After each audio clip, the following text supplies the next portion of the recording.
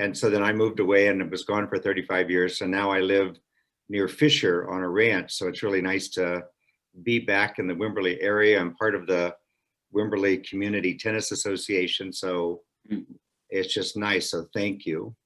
What Nomi and I were going to propose is I've got some prepared thoughts that will last for about 4 hours. No, I'm kidding. They'll last eight to 10 minutes. So if you can stand it, I'd like to read a little thing that I've written about the book.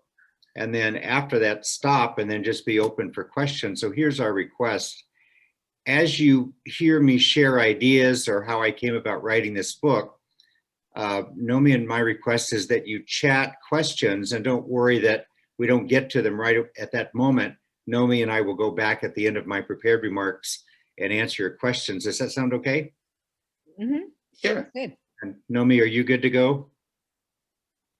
All right, so eventually, Nomi, turn me over and make me the co-host so I can share my screen and we'll go from there. So thanks again. My name is Mark Stanley. I'm the member of a family with 4 siblings and 2 half-siblings, 7 of us all together. We have had our share of laughter and tears over the years, but we know how to get along, but we also know how to not get along. Does this sound familiar? 46 years, 6 months, and 22 days ago, our mother was tragically killed as a hostage in the Huntsville prison at the maximum security prison called the Walls Unit, where she worked as a librarian. Our family was immediately thrust into a tragedy and the resulting consequences. 2 years later, we faced the task of dividing her estate. I was the executor and 20 years old at the time, and I was not prepared for what happened next. The second tragedy of her death was that my siblings could not agree to an equal distribution of her estate. As the executor and the middle child, I did my best to bring everyone together, but it didn't work out. And as a result, my siblings struggled to communicate for 5 years as a result of our failed negotiations. Being the middle child, of course, I kept in contact with everybody, but I always remember how painful it was to see that the people in my own family squabbled and split up over stuff.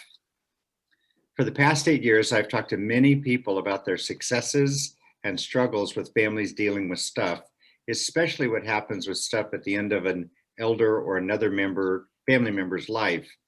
So today I want to take you on a journey through what I call creating an Our Museum of Us. Please come along and we'll navigate this landscape of decluttering and curating the treasures from the trash, saving the heirlooms from the hairballs, and capturing the stories of our stuff before our elders pass it along or pass along themselves, or neither or both. Let me share some ideas about what you might do with your family to prevent what many families go through with disagreements or squabbles, and instead lead to a successful dissolution and distribution of an elder's stuff. But more importantly, I'm here to advocate that we capture the stories of that stuff and the values behind it by digitally recording the elders before they pass on and pass these things on to us. The recording process I call digital storytelling. I've written a couple of books about that process, but it's simply a process of looking at the things in our elders' lives and getting them to tell the stories of it and the history and the values behind the specific things. I offer that if you have recordings of them talking about the things, then other than the financial value, the distribution of the items can be digital as well as physical. And I believe that it takes a lot of pressure off of who gets what. So let me go back to the beginning of our journey where it all gets started. As we grow up and older, we accumulate stuff. The stuff that we accumulate are things that we buy or borrow or steal, no, I'm kidding, from others and the things that we were given. Each of these has a story and a particular meaning in our lives that we cherish and value, and sometimes just hold on to them for what I call the habit of keeping things. As long as those things are in our possession and they're known only to us, I refer to them as my museum of me. That trophy, that diploma, that spoon collection, that collection of photos are a small history of me over time. And as long as it stays with me and the stories behind the stuff with me and lives with me, or I live with it. It is simply my museum of me. And typically we die and our my museums of me, unless we curate it, the research shows that very little of it will be valued or kept by our offspring or family, except for their financial value. The sentimental or heirloom might stay, but the family history and the values in the stuff go with you or me or us. So to reiterate, what I propose is that families get together over time with digital recorders to capture the stories from elders of the cherished things in the elders' My Museum of Me. The family together can not only capture but celebrate the lives of the elder through the stories behind the stuff and create what I like to call an Our Museum of Us. Doesn't that sound like it'd be a good book title? Digital stories can be recorded and distributed via DVD, hard drive, cloud, or YouTube, and everyone can have access to the rich history behind the elders' lives as reflected through the digital stories of their stuff. And in this way, the very rich personal histories, plural, are able to be told and shared across families and across generations. Younger generations begin to see the values that shape the family and the decisions that were made over time. That helps reinforce family identity of who we are and why we are this way, good or bad.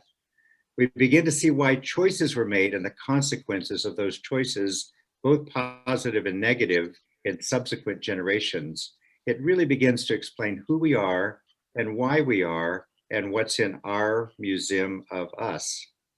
Did I hear somebody say decluttering? I thought I did. There's a great movement of late to encourage people to declutter in their homes. The Our Museum of Us is consistent with decluttering, but it's not the main purpose of my talk with you today. In the book, I document strategies for decluttering from other sources in America and Japan that have become famously talked about in magazine articles and TV shows. I encourage you to explore those, and I've listed resources at the back of the book.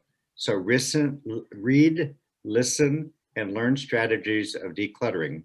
I've even included references to minimalism and the philosophy and strategies for that, but that's not exactly what I want to talk about today. Today, I'm here to advocate that families work together to take the time and compassion to listen and record elder stories from the stuff that's in their My Museum of Me and transform it and curate it to an Our Museum of Us. In addition to families, our churches, schools, and other civic organizations have history too. I advocate that these organizations take the time to curate the artifacts in their museums, such as at church, at school, and other civic organizations. At churches, for instance, think about all the things that are in the part of the church facade in the inner sanctuary that have come about as a result of people working together to make the church what it is. By the same token, in your mind, can you remember and play back all the trophy cases and all the schools that you've ever been to? Do we know the stories behind those trophies? Do you know who won and why? Do we know what that meant to them and what impact those experiences had in their lives? So I can imagine churches and schools beginning to curate their artifacts and their buildings to help create an Our Museum of Us or an Our School of Us or an Our Church of Us through these digital stories. And of course, there's other organizations like the VFW, American Legion, Rotary, Lions Club, the Masons, just to name a few. What about our local Boy Scouts and Girl Scout troop? Have we collected the stories behind the flags and banners that exist in the troop halls? There's so many opportunities for us to come together, not only as families, but as civic organizations to curate our museums and our activities.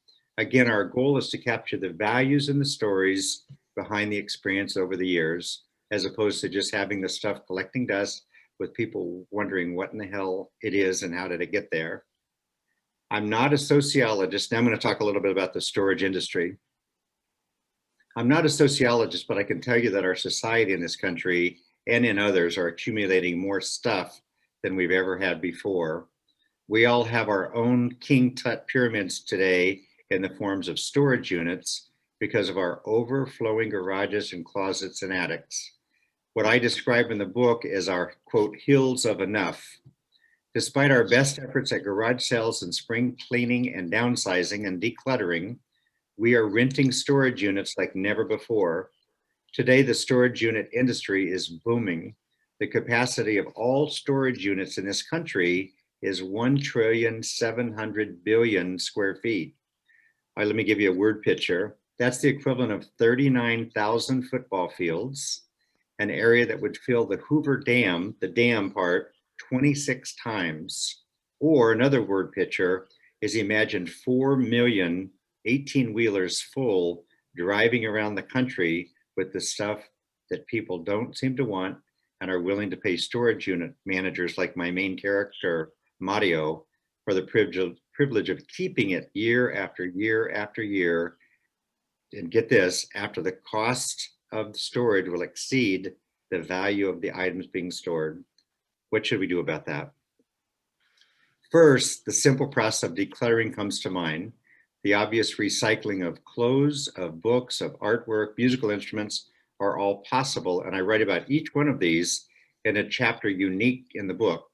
But more importantly, it's decluttering to get to the curation process. Let me say that again. It's decluttering to get to the curation, the digital storytelling process, so that you'll get past the stuff that really doesn't seem to matter to anyone, so you can get to the stuff that really does matter. So please, unlike my siblings and I, who were suddenly and tragically forced into making decisions about our mother's estate because of her untimely death, we stumbled for nearly 5 years when we didn't talk a lot. I hope and pray your family does not experience this. Truly. Our family recently downsized our 93-year-old father's stuff to prepare him for moving into assisted living in East Texas, where we grew up. It was a very healthy process. We were able to work with him to take and make sure that everything he wanted to go and who it went to, who he wanted it to go to, got them. But we also asked him to record stories and retell these things so that we knew the stories behind the items that he was giving to his children and grandchildren. For instance, I inherited an old British Enfield rifle from Dad, an antique he had purchased when we were kids. It was from the 1860s, and he and I carefully took the old frame that he had built 40 years ago, and we rebuilt it together. I recorded him telling the story, and in fact, Nomi, I'm gonna share my screen. Y'all bear with me. It is right. Just to give you a word picture. You're the host now. Okay, thank you. Let me see if I can just give you there it is. My daughter did the illustrations for the book, so I've got to brag about her drawings. So we took it and rebuilt the wooden frame together. I recorded him telling the story of where he first bought the rifle at an antique shop in Reno, Nevada. And then I went and researched the history behind this particular weapon and its relationship with the British Army and India during the British Raj. I put all that together for my nephew's 30th birthday, and I gave him the rifle, the new frame signed by me and my dad, and the digital stories behind them. So hopefully he comes to enjoy not only the item and the 50-year history of its time in our family hanging over the fireplace like that, but I hope it encouraged him to research more about the weapon, its history, and then pass that along to his children. So I ask you, what are the stories in your family? What is the stuff that will open up those stories? Who can listen and record them, and who will be recorded?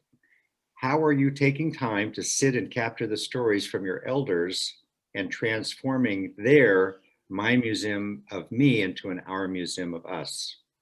A lot of research on psychology suggests that as we enter the last years of our lives, I think a lot about integrity of our lives. And we also think about leaving a legacy. I would offer that it's about taking the time to help elders in your family share their life stories so they are able to fully reflect on their lives and suss out the integrity they feel was in it. I would also offer that by recording them and sharing the stories and the values through their stuff, that they possess the legacy that they leave, and the legacy you can create with them is one of a family loves family values that will go on for many generations. And one of the other legacies is just the fact that you're taking care of your stuff instead of imposing upon that on your children and grandchildren when they're dealing with grief, and now they also have to deal with the stuff. I can't tell you how many people I've interviewed who looked at things they've inherited and shake their heads and say, I have no idea what it is or where it came from, no stories. By the same token, I've interviewed dozens of elders who look at all their things and in despair say, nobody is going to want any of it. And they're right. This tragic chasm of disinterest or not knowing can easily be bridged by taking the time to sit down and record the stories from our elders about the things and their stuff in their life and what it meant for them and their integrity, and help them leave a legacy of passing along stories that will be valued for generations to come. I'm done. Thank you so much for your time. I wish you the best recording of digital stories in your family and creating your own Our Museum of Us. And then if you get time, please check out my YouTube channel, Our Museum of Us, to hear more stories and ideas for you and your family about curating your museum, period. Thank y'all. That's my recorded remarks. Thank you. Lilita, do you have a question? Yeah, I'm wondering, since it's just four of us, if we could just talk rather than only put the questions on the. I mean, I've already put mine, but what do you think? Please. Okay. Yeah.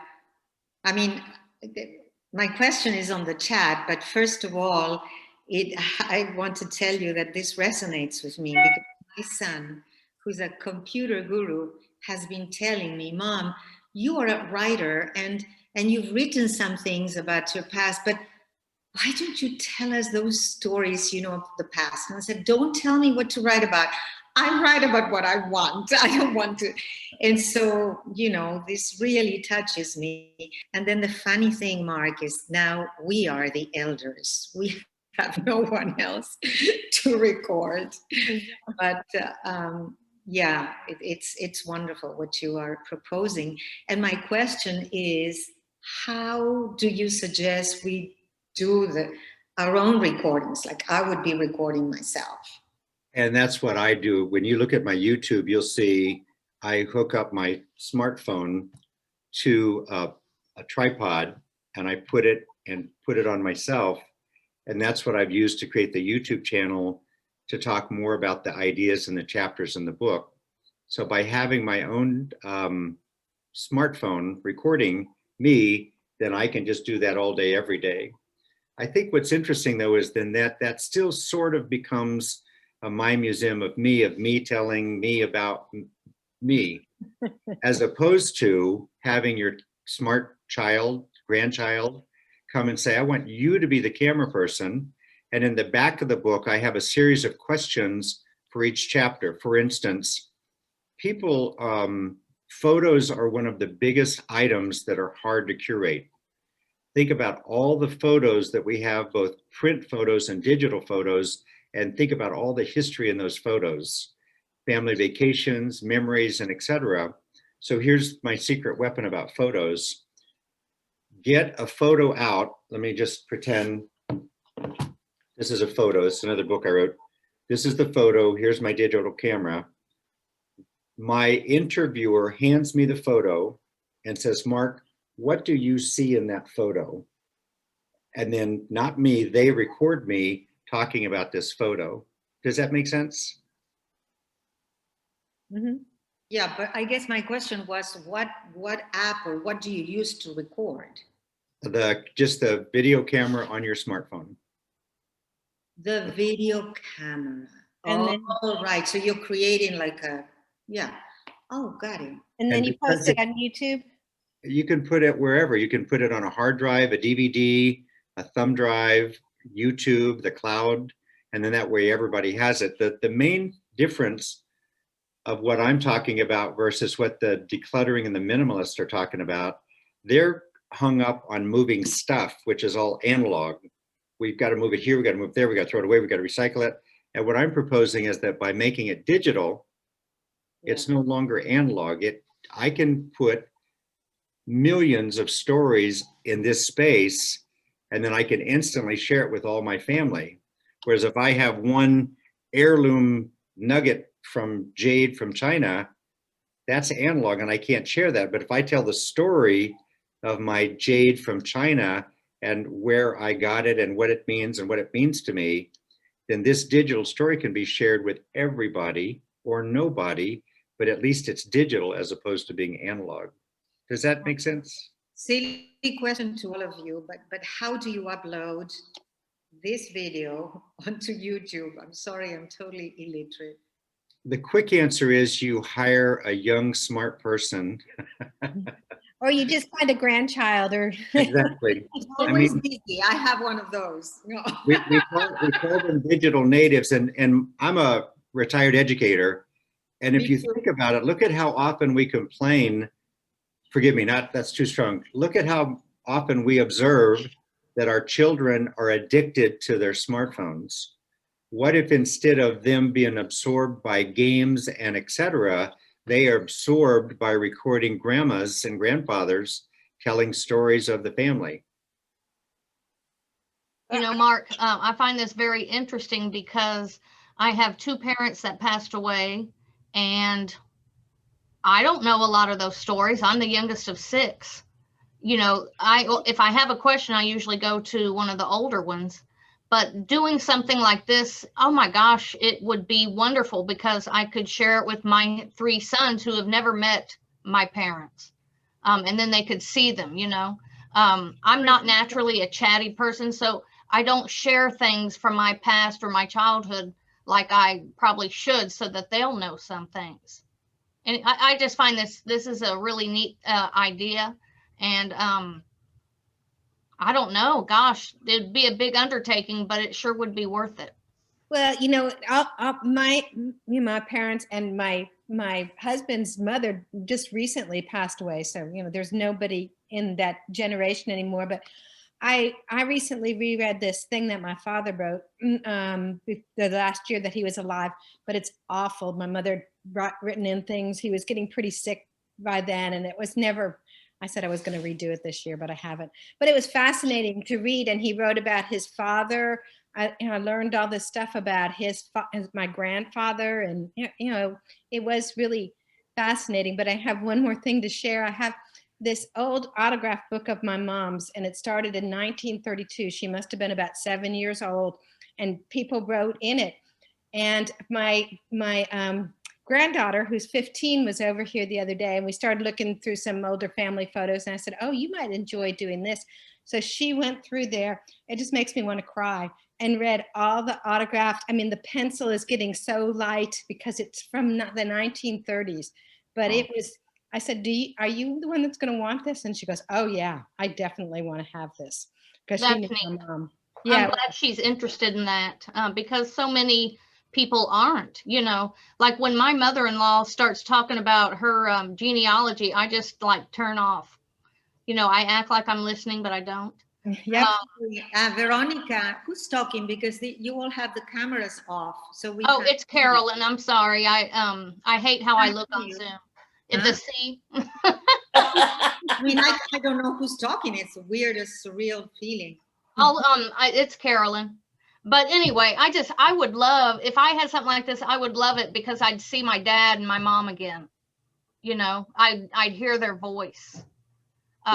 What's strange about that is even now, accidentally, because I wrote a chapter about our Aunt Robbie, our dad's older sister. We lost her last year, and I still have recordings of when she left me messages and stuff. And so we're getting to this point where we have all these digital recordings of these people. So they're with us, but they're not with us. Mm-hmm. And they might be talking about what they did today. But what my advocacy is about, get them talking about the photos and the things that are around their house and their My Museum of Me, so that your children and grandchildren will see and hear them talking about these special items in their lives.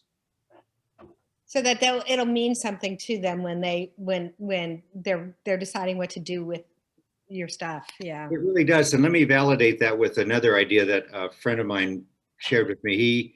He liked the book so much, he bought a copy of the book for his entire family and said, this is what you ought to be doing with the stuff, getting together with the family to work together using the questions in the back of the book, period. But have you all seen that, is it Henry Gates show about Roots, of where they interview people, that they show them their DNA and their history? Yes. That's all very cool, but notice the affect of the person at the end of the show. They are a changed person because now they know not only their history, but they know the values of that family.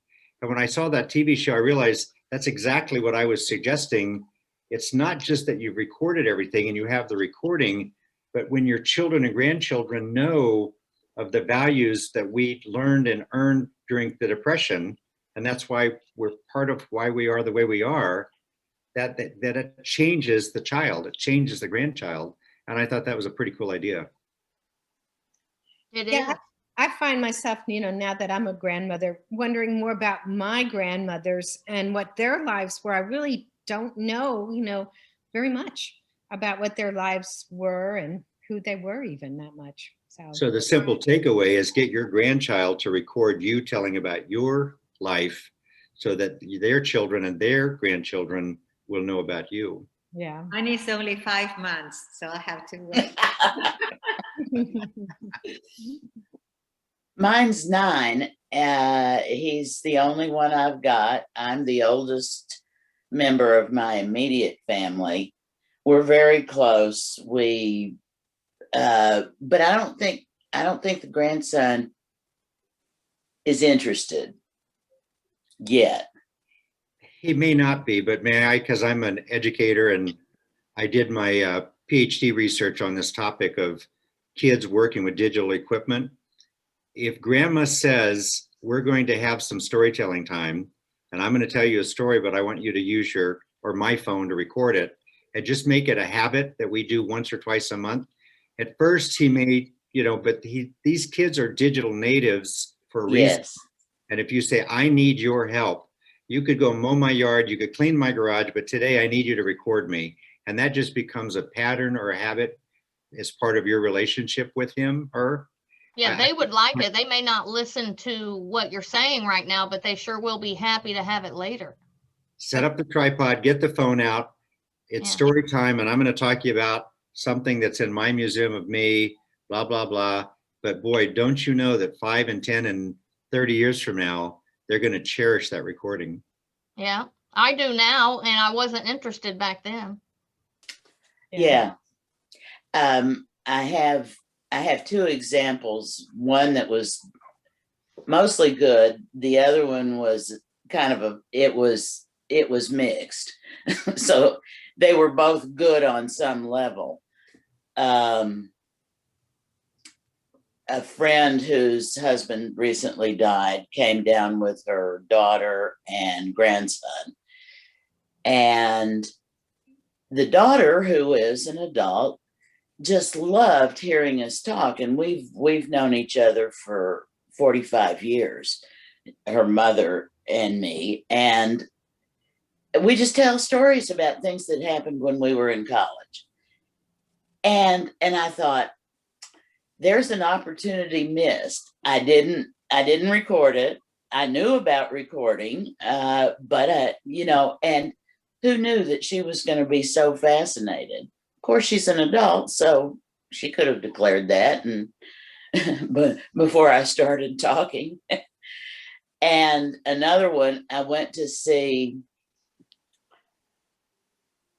the last close relative in my father's family, the wife of one of his brothers, who was in a nursing home, and shared with her the pictures, but what her daughter-in-law wanted to know and didn't tell me beforehand, she wanted me to find out what our moms were like when they were newly married and lived in the same town.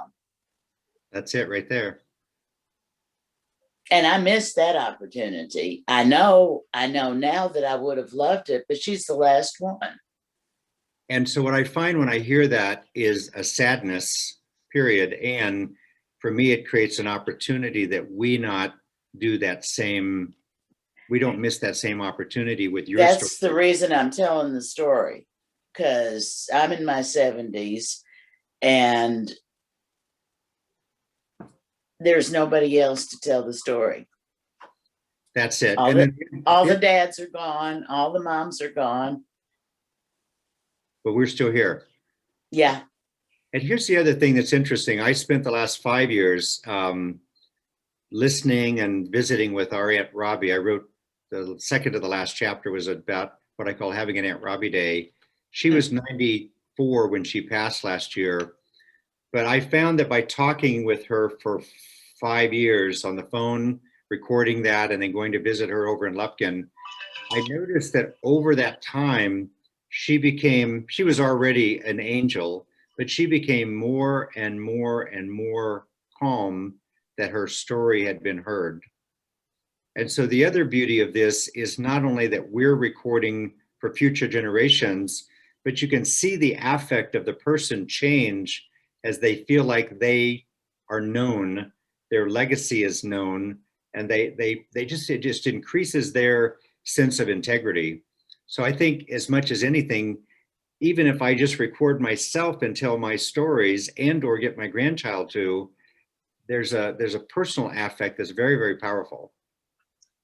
You know, that's a really interesting point. There was that one Olive Cartridge, this novel that she's an older woman, but at the end, that's all she wants. She gets this typewriter and that's all she wants to do. You know, she's living in a nursing home and she just gets so much pleasure out of writing her stories down. But, and you know, that's a thought that it would, you know, make somebody feel like, you know, integrate their lives and be helping them let go a little bit easier. That's a beautiful sentiment. Thank you. You bet. Thank you. Let go and also say, this is who I was. This is what my life was about. This is my legacy. And I find that a lot.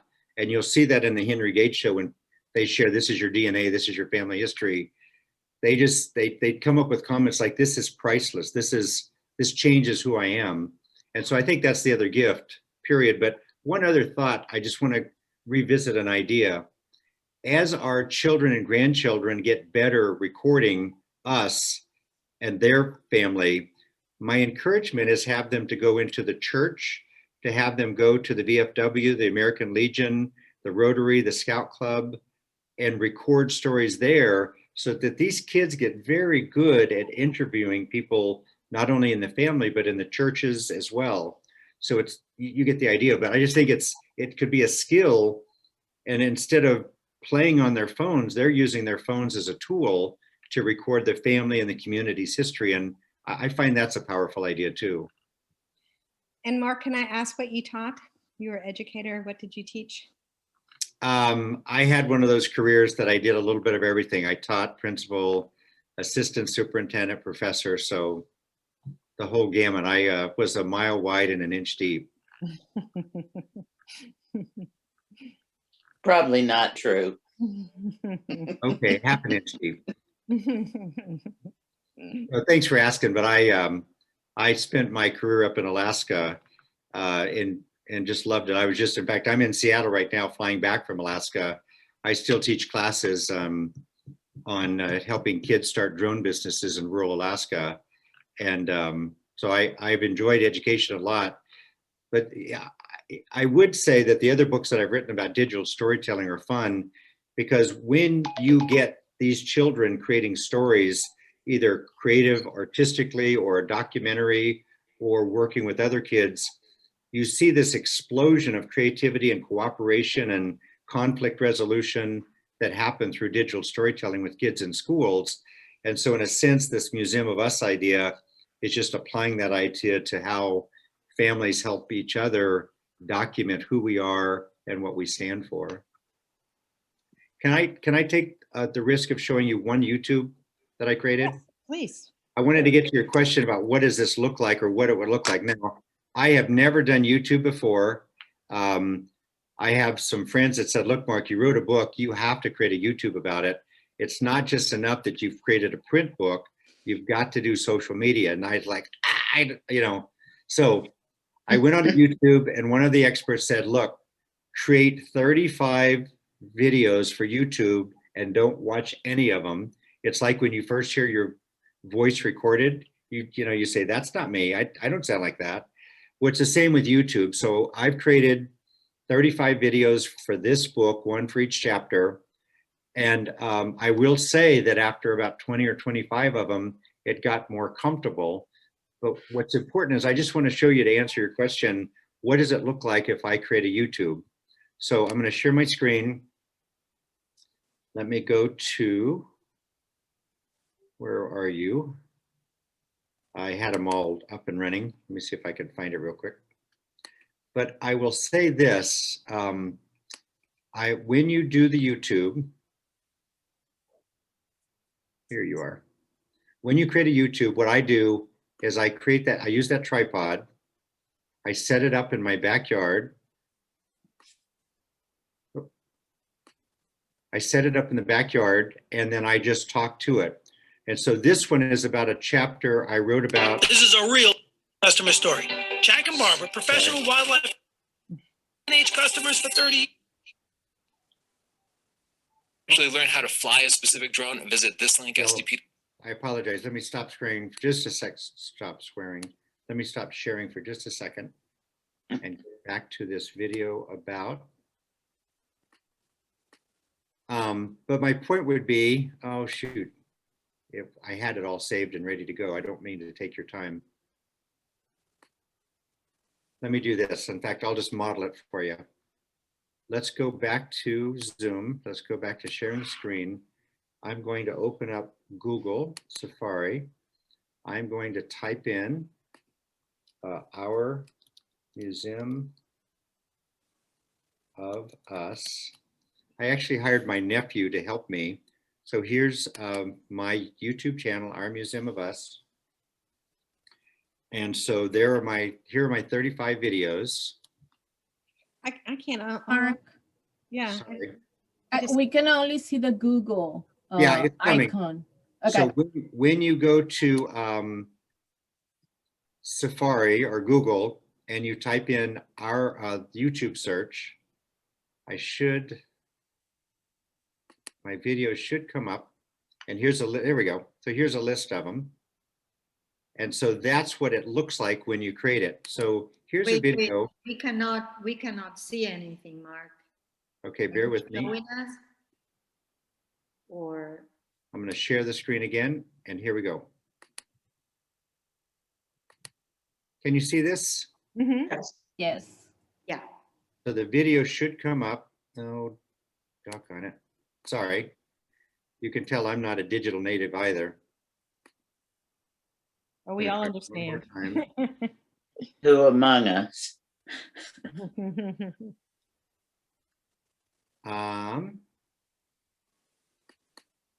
It should just work. Y'all be patient with me for 2 more seconds. So here we go. If you go to YouTube, you type Our Museum. I did have this all ready to show you. And then that takes you to your channel.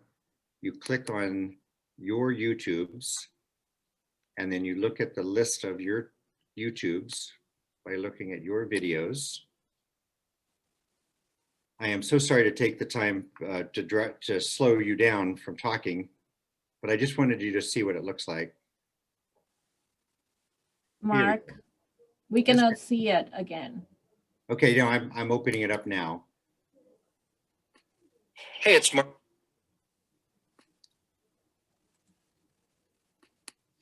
Hey, it's Mark with Our Museum of Us. This is chapter 22, Mario's Red Trunk. So can you see that okay? Yes. Okay, here we go. I won't play the whole thing. I just want to answer the question, what does it look like if I create a YouTube channel or I talk about an item? This is the trunk that's on the cover of the book, and I'll just play it for about 2 minutes. And so in full disclosure, it was my trunk. I bet you knew that. But I want to show it to you and talk about what I think is the cool thing about giving a kid a trunk to have for their whole lifetime. First of all, the trunk itself, this red army trunk that my mom and dad gave to me when I was 12 years old, and it's still in pretty good shape. They did a great job of antiquing it, and I just loved it. But a couple of points generally. First of all, notice that they gave that to me when I was 12 years old, and here I am, 99 years old, not really, 50-something years later, and there's the trunk, and it's still kind of like my trunk. The second thing, I just can't think of a better gift to give a child from the standpoint of identity and security and a sense of being. Does that help give you a sense about what it looks like to Mhm. talk about an item on YouTube? So I'll stop sharing. And then later, if you have nothing better to do, just go to YouTube and type in Our Museum of Us, and all the YouTube videos are there, period. I just wanted to, does that help give you a sense of what it looks like? Mhm. Mark, Scott just shared the link to your videos, to your YouTube channel. Okay, thank you. It's on the chat for us. Thank you, Scott.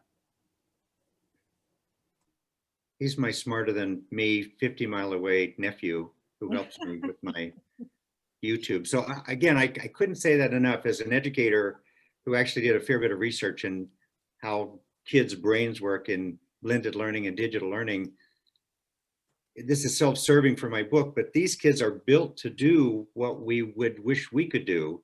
And instead of them, quote unquote, wasting time playing games, this is the perfect way to engage them in their family and then their community, period. So I'd strongly encourage you to find young people, even 9-year-old, 8-year-olds, who just say, this is just what you and, this is what grandma and you do. We just sit down for 10 minutes and I'm going to tell stories about my stuff. And they would love holding the camera up and doing it, I'm sure. To that point, I would recommend you get a little tripod because this is not acceptable. And so a tripod with being able to fix the, and then make sure that it's at eye level. Don't have it looking up your nostrils or down. Have it just pretty much at eye level. And that just becomes part of our toys that we play with when you come over and do digital storytelling with grandma.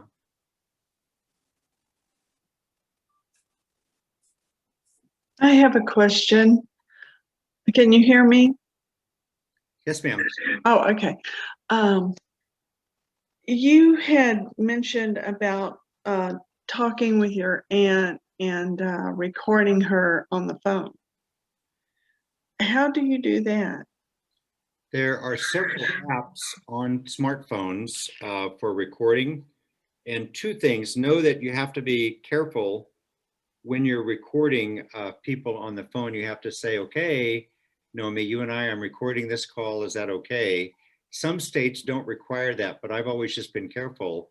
And like I was talking with Linda, you just create a relationship in which, with my Aunt Robbie, I just said, can I record us talking? And then what story do you want to tell me today? So that answers sort of the legal technical side.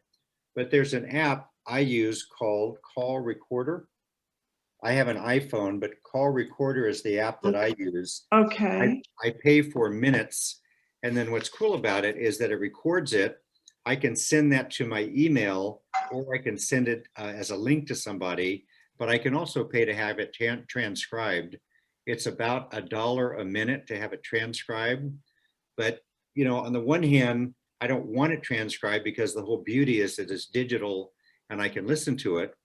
But to several of your other points about if I recorded somebody and I had this company transcribe it for me, then that would help me build a book about my person's life. So if my goal is a book, then I might transcribe it. But if my goal is a digital story, I would just leave it the way it is. But the point is, you've captured it by not having to go there in person, but by listening to them over the phone.